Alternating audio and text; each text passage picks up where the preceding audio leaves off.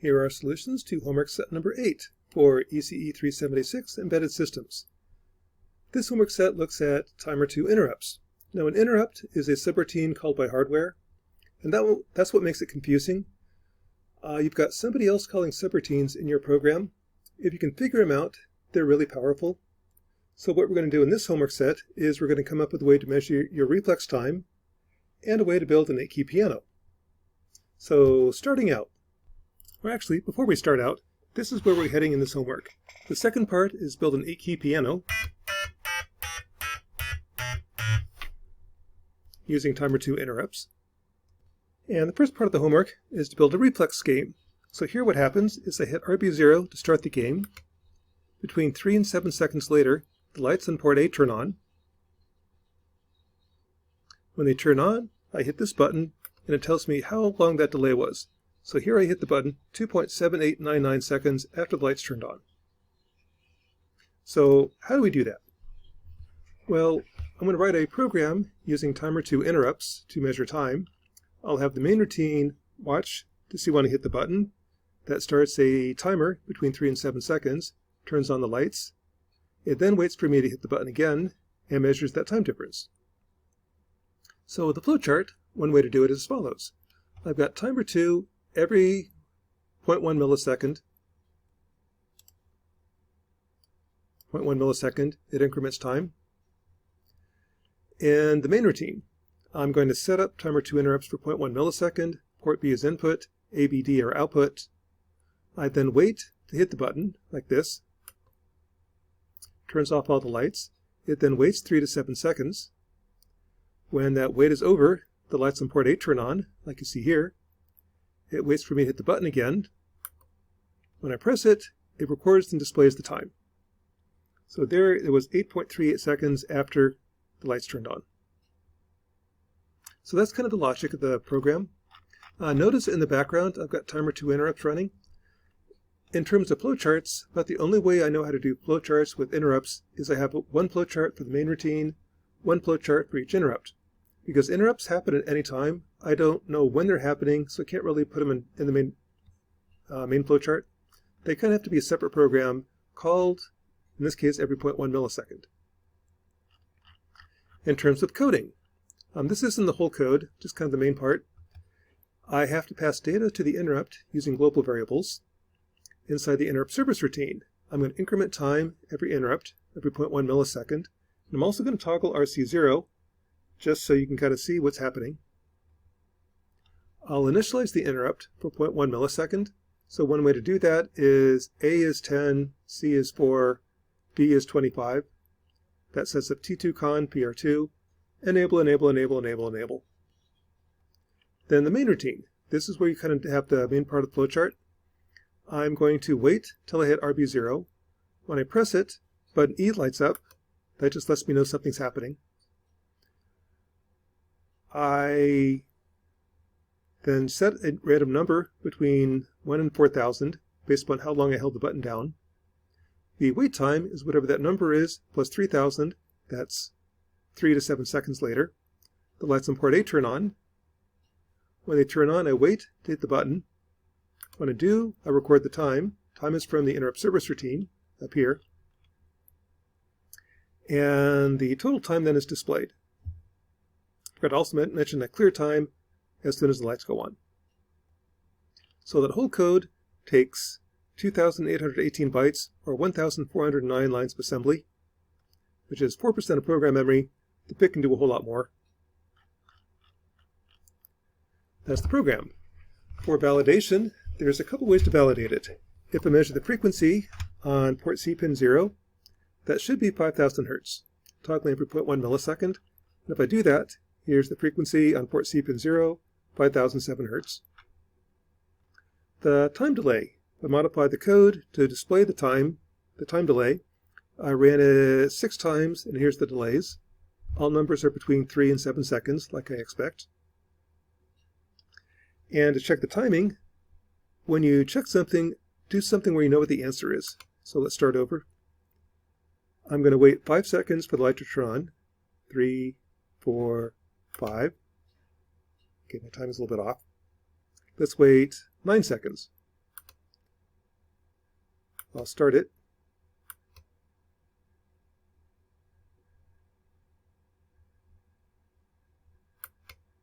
There it goes. Starting. 1, 2, 3, 4, 5, 6, 7, 8, 9. All right, I'm kind of a little bit fast.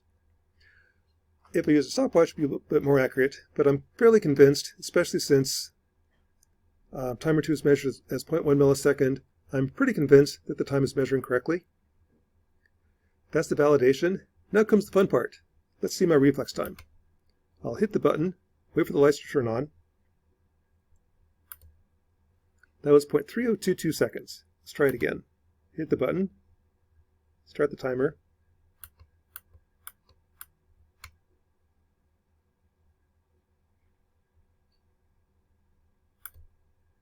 Went 0.2505 seconds. So I ran that 7 times. Here's the times I recorded. From the data, I can throw that in MATLAB, find the mean, standard deviation, and with that I can do some confidence intervals. I have 7 samples, 6 degrees of freedom. The t-score for 5% tails from StatTrack is 1.943. So if we go left and right of the mean, 1.943 standard deviations, this is the 90% confidence interval. That's for an individual. Every time I run the experiment, I should get times between 143 and 243 milliseconds. And that's kind of what we were getting here. A slightly different question is, what is my average reaction time? Now there is a number for that. I don't know what it is, but the more data I get, the more certain I am what that average is. That's a population question. For populations, you divide the standard deviation by the square root of the sample size.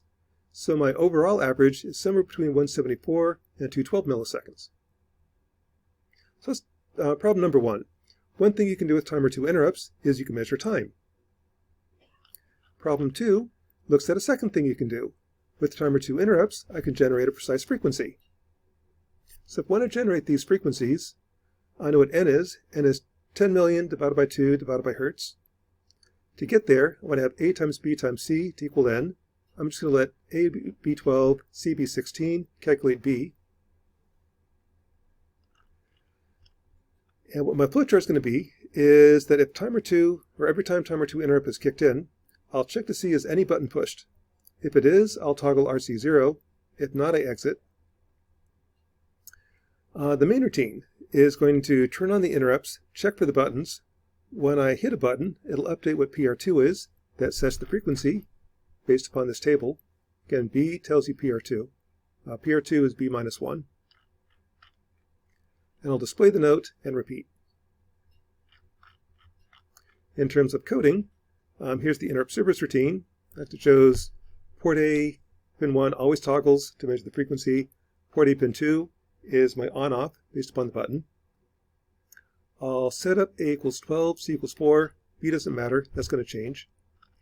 Then in the main routine, I'll just check the button and update PR2 based upon the button pushed. So that code takes up 2,532 bytes, or 1,266 lines of assembly. One of the reasons we're not doing this in assembly. For validation. And for validation, what I can do is measure the frequency.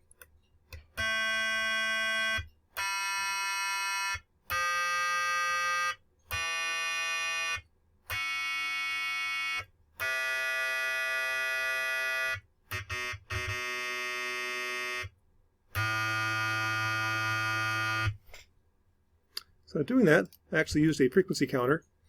Here's the measured frequency from my frequency counter. There's the error. I've got an 8-key piano.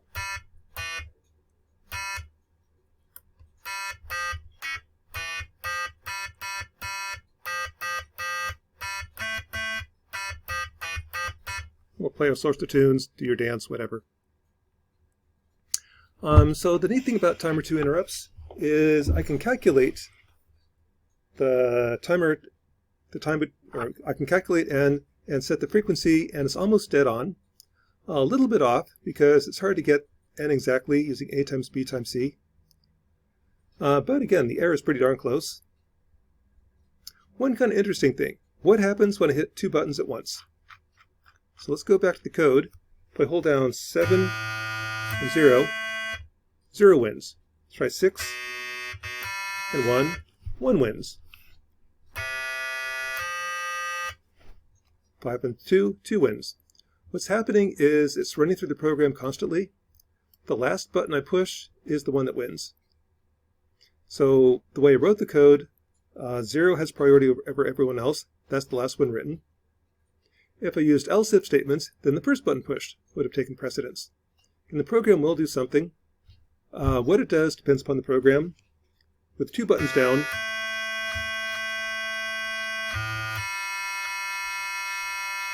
it's kind of hard to tell. Occasionally there'll be 1 or 2 glitches, slightly out of key, because as it runs RB7, that might set one edge by the time it gets to here. Code runs pretty fast. Almost all the time is spent in the LCD routine, so it's really hard to hear that.